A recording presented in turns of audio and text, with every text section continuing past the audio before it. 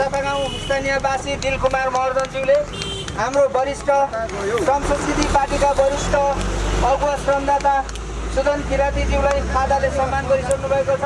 Blue park चाहिँ आज चापागाउँको श्रमदाताज्यूहरूले यसरी प्राय सफा गरिसक्नु भइसक्यो। माथिदेखि यसरी श्रमदान गरेर सबै सफा गरिसकेको तपाईँहरूलाई जानकारी गराउन चाहन्छु। र ल भित्तातिर श्रमदाताज्यूहरू ल यस्तो छ यहाँको अवस्था। ल यहाँ माथि यसरी श्रमदान चलिरहेकै छ। आज विभिन्न ठाउँमा भक्तपुर, काठमाडौँ, यो चाहिँ ललितपुर टिम हो। गोदावरी 11 को यो ब्लू पार्क आज हामीले सरसफाई हाम्रो श्रम संस्कृति पार्टीको आयोजनामा भयो। यो पार्कको रेखदेख उहाँहरूले गर्नुहुँदो रहेछ। उहाँहरू स्थानीयवासी हुनुहुन्छ। आज हामीले सफा गऱ्यौँ। धेरै फोहोर र झाडी थिए। मलाई आजदेखि के लाग्यो भने मलाई लाग्दै थियो, आज झन् थप के लाग्यो भने आजसम्म यो पार्क बनाउनलाई लागि कति सरकारी बजेट छुट्यो भन्नुहोस् त। सर्वप्रथम चाहिँ यो पार्कमा हामीले एउटा सानो भुछेबाट मोटामोटी 2,50,000 पैसा त्यहाँबाट ल्याएर हामीले यहाँको पानीको मुहान जुन थियो त्यसलाई संरक्षण गर्दै त्यसलाई एउटा सानो पोखरी जस्तो गरेर त्यहाँबाट इनार चक्का राखेर त्यो पानीलाई चाहिँ अहिले हामीले यता पोखरीमा ल्याइरहेको थियौँ। त्यो गरेपछि अनि त्यहाँबाट चाहिँ सुरुवात भयो कि यो फोक यहाँ चाहिँ पहिला स्थानीयहरू कसैको टोयलेट थिएन। अनि त्यो बेला चाहिँ के हुन्थ्यो भने यहाँ सबैको फोहोर गर्न आउने ठाउँ थियो। अनि त्यो सधैँ बाहिरको मान्छेहरू आउँदा पनि हेर्दा त यो टाढाबाट हेर्दा त्यो के रहेछ भनेर हेर्न आउँथ्यो। अनि त्यो फोहोर देखेपछि सबैले उ गर्थ्यो। अनि हामीले यसलाई चाहिँ यो यसरी भएन भनेर सबै साथीभाइको सरसल्लाहबाट अनि स्थानीय गोठीहरू, स्थानीय दाजुभाइ दिदीबहिनीहरूको समूह बिचमा नि हामीले कुरा चलाएँ। त्यस पछाडि हामीले अनि यसलाई चाहिँ पार्कमा परिणत गर्ने हिसाबले हामी अगाडि बढ्यौँ। अनि डिपिआर सिपिआर बनाउने यताउति सबै गर्न थाल्यौँ। त्यस पछाडि प्रदेश सरकारको तर्फबाट हामीलाई वन डिभिजनबाट 15 लाख अनि गोदावरी नगरबाट 2 लाख गरेर त्यो साल चाहिँ 17 लाख त्यो साल 17 लाखको काम भयो। 17 लाखको काम भयो। अनि त्यही क्रममा फेरि भुछेले पनि हामीलाई 10 लाख तपाईँहरूको काम देखेर हामी खुसी भयौँ। ल भनेर 10 लाख थपिदियो, 27 लाख भयो। अनि त्यस पछाडि चाहिँ हाम्रो बजेट आउने क्रम ठ्याक्कै रोक्यो। त्यो बेला चाहिँ चेतनाथ सञ्जेल प्रदेश सदस्य हुनुहुन्थ्यो र उहाँले अलिकति सपोर्ट गरेर हामीलाई 10 त्यहाँ यताबाट वनबाट 15 गरेर 25 त्यो दियो। अनि नगरपालिकाको 2 गरेर 27 लाखले हामीले यो बनाउँदाखेरि त्यो साल चाहिँ हाम्रो गोदावरी नगर यो बागमती प्रदेशभरिमा हाम्रो यो पार्क चाहिँ उत्कृष्ट पार्क भनेर त्यो बेला चाहिँ सेलेक्सन भएको थियो। अनि त्यस पछाडि हामीलाई प्रदेशबाट फेरि चेतनाथ सञ्जेल मार्फत अर्को 10 लाख अर्को सालको लागि फेरि हालिदियो। अनि त्यस पछाडि चाहिँ बजेट आउने क्रम ठ्याक्कै रोकियो। अनि उर्मिला लामाज्यू चिन्नुहुन्छ होला? चिन्छु। उहाँ आइसकेपछि उहाँले फेरि 10 लाख हालिदियो होइन, 47 लाख भयो। त्यसरी ऊ भइसकेपछि अनि नगरपालिकाबाट एकपटक फेरि 10 लाख जति हालिदियो, 57 लाख भयो। अनि त्यो पछाडि चाहिँ पैसा आउने कार्य चाहिँ भएको छैन। अघि भन्नु नि 1 करोड लगानी भइसक्यो। 1 करोड भने यता दाजुभाइहरू सबैको उठाएको त होइन, उहाँहरूको श्रमदान जोडेर भन्नु पर्यो। हामीले मोटामोटी अब हाम्रो पार्टीको यो काठमाडौँ भेल्लीको श्रमको संयोजक हुनुहुन्छ रघुराज सर। हाम्रो पार्टीले हरेक शनिबार यस्तो पार्कहरू, विभिन्न सार्वजनिक स्थलहरू सरसफाइदेखि लिएर श्रमदान गरिराखेको छ। आज हामी यहाँ तपाईँको पार्कमा आयौँ। तपाईँहरूको भनाइअनुसार यो पार्क चाहिँ बागमती प्रदेशकै सुन्दर पार्क भनेर त्यो बेला घोषणा सूचित पनि भयो र यो पार्क राम्रो पनि रहेछ। तर यो पार्कको वरिपरि तपाईँको सफा गर्दै जाँदाखेरि यो पार्क चाहिँ झाडीले पुरिएको र फोहोर फ्याँक्ने ठाउँ जस्तो भएको रहेछ।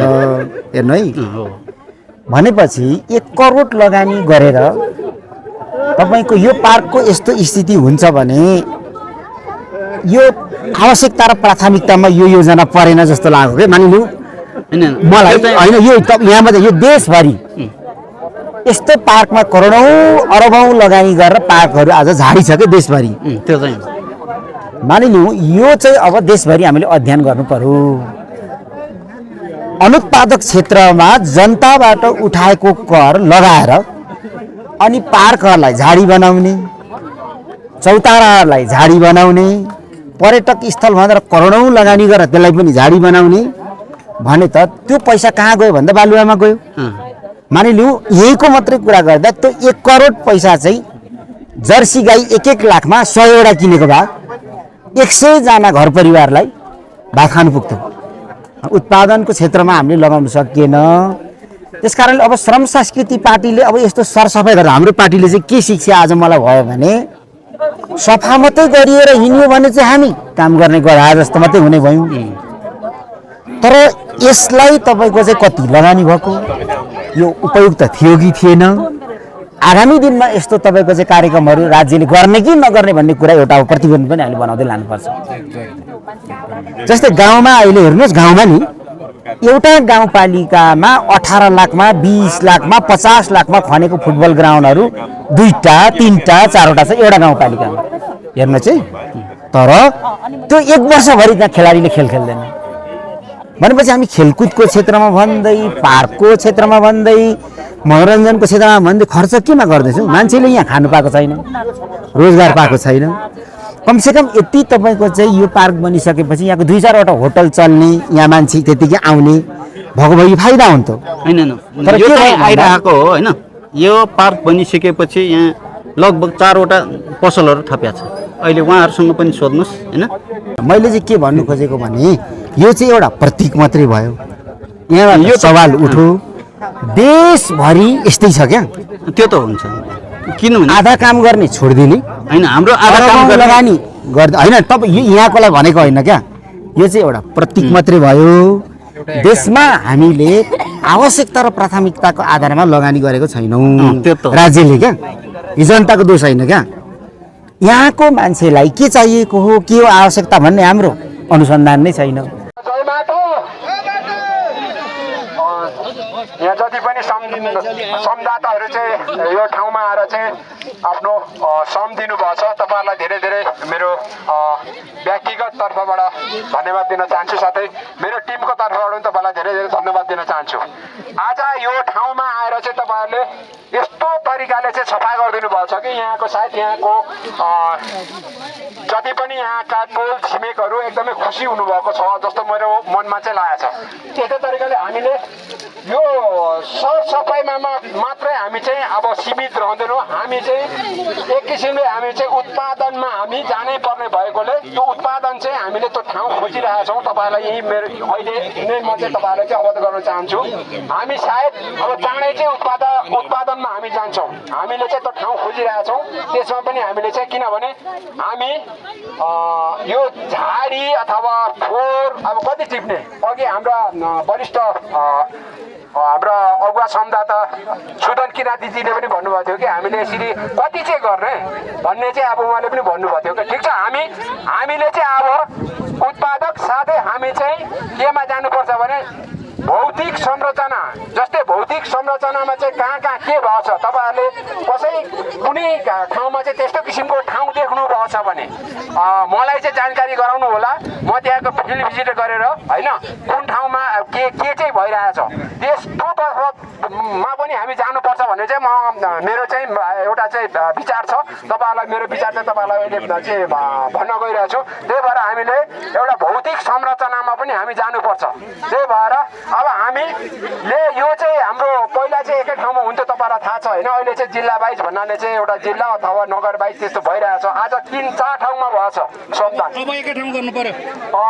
होइन यो सबै एकै ठाउँमा चाहिँ पहिला भन्यो तर यसमा चाहिँ अहिले के भयो भने अब हाम्रो चुनाव पनि नजिक आउँदैछ हामी टोलमा चाहिँ किन कसरी जाने भन्ने कुरो चाहिँ के भयो भने एउटा श्रमबाटै चाहिँ हामी चाहिँ अब टोलमा चाहिँ जाने भन्ने कुरो आएर चाहिँ हामीले एउटा चाहिँ मिटिङ राखेर नै तिनैवटा जिल्लाका संयोजकहरूलाई चाहिँ मिटिङ राखेर चाहिँ उहाँहरूकै सल्लाह र सुझाव अनुसार चाहिँ हामीले चाहिँ यो महिनाको एकचोटि चाहिँ हामी 3वटा जिल्लामा चाहिँ एक ठाउँमा गर्छौँ अनि अर्को 3 हप्ता चाहिँ हामी चाहिँ जिल्लामा गर्छौँ भनेर चाहिँ हाम्रो सल्लाह भएर चाहिँ त्यो किसिमले गइरहेका छौँ। तर अब हेरौँ अब यो पनि अब कुन तरिकाले हुन्छ होइन।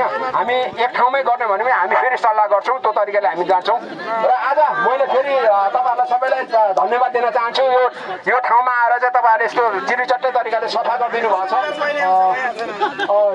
मलाई त्यही तरिकाले 2 शब्द बोल्नु दिँदै यहाँ चाहिँ सभा यहाँको जति पनि हाम्रो चाहिँ यो श्रमदान छ, यस श्रमदानलाई चाहिँ विसर्जन गरिदिनु भन्ने चाहिँ मलाई चाहिँ यहाँ चाहिँ हाम्रा उपाध्यक्षजीले भन्नुभएर चाहिँ यो जति पनि हाम्रो श्रमदान छ तपाईँहरूले गर्नुभएको अझै पनि म फेरि तपाईँलाई धन्यवाद दिँदै आजको यो हाम्रो श्रमदान चाहिँ यही विसर्जन भएको म घोषणा गर्दछु। धन्यवाद। जय माटो।